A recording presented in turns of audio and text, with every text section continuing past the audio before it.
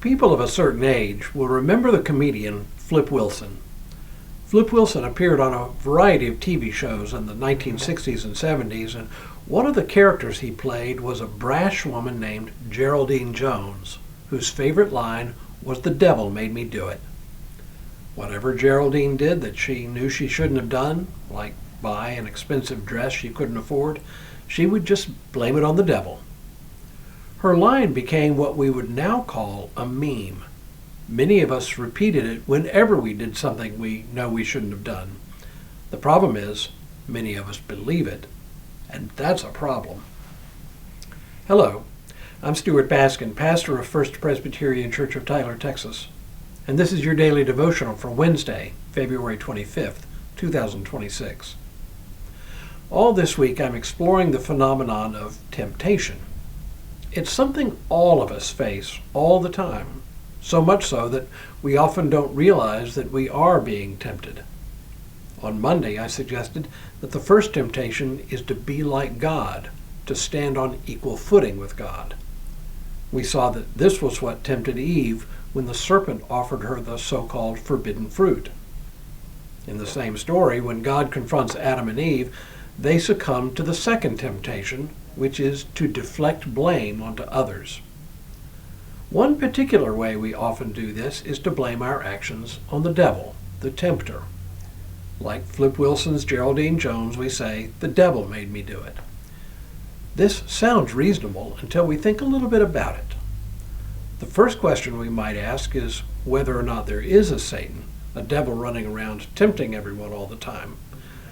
And while I have never personally experienced Satan, or at least not that I know of, I have definitely experienced dark forces at work in the world. More than that, Scripture certainly attests that there is a satanic character whose job seems to be to tempt people. What's tricky is that we have endowed this figure with all sorts of powers and characteristics that go well beyond what Scripture says. And even in the Scriptures themselves, the figure of Satan is sort of a moving target. In Job, for example, Satan is actually a member of God's council, whose job is to be a sort of adversary.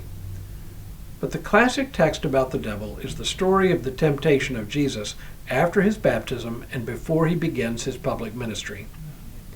We read this story each year on the first Sunday of Lent. Here's Matthew's version of that story. Then Jesus was led up by the Spirit into the wilderness to be tempted by the devil. He fasted 40 days and 40 nights, and afterwards he was famished. The tempter came and said to him, "If you are the Son of God, command these stones to become loaves of bread." But he answered, "It is written, one does not live by bread alone, but by every word that comes from the mouth of God."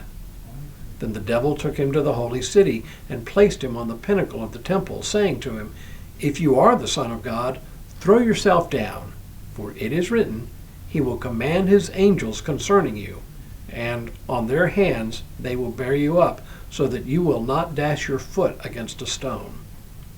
Jesus said to him, "Again it is written, do not put the Lord your God to the test." Again the devil took him to a very high mountain and showed him all the kingdoms of the world and their splendor. And he said to him, "All these I will give you if you will fall down and worship me." Jesus said to him, "Away with you, Satan, for it is written, worship the Lord your God and serve only him." Then the devil left him, and suddenly angels came and waited on him. We'll come back again to this passage, but what is relevant today is the idea that there is a tempter. Or to put it in different terms, there are forces outside of us, as well as within us, that place temptation before us.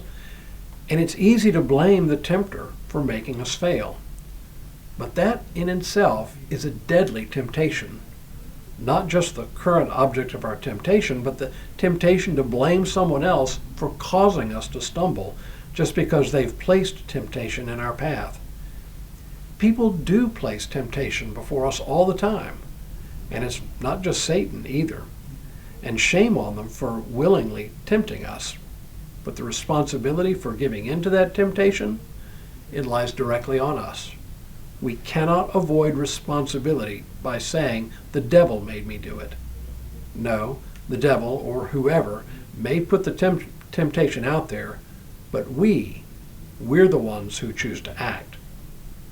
This is really just another example of the temptation of Adam and Eve to lay blame for their actions on others, including God, rather than to accept responsibility for their actions. So Flip Wilson's Geraldine Jones got it wrong. The devil didn't make me do it. I did. Tomorrow, the temptation to feel superior to others. But for now, may God continue to bless you and keep you in all that you do this day and in all the days ahead.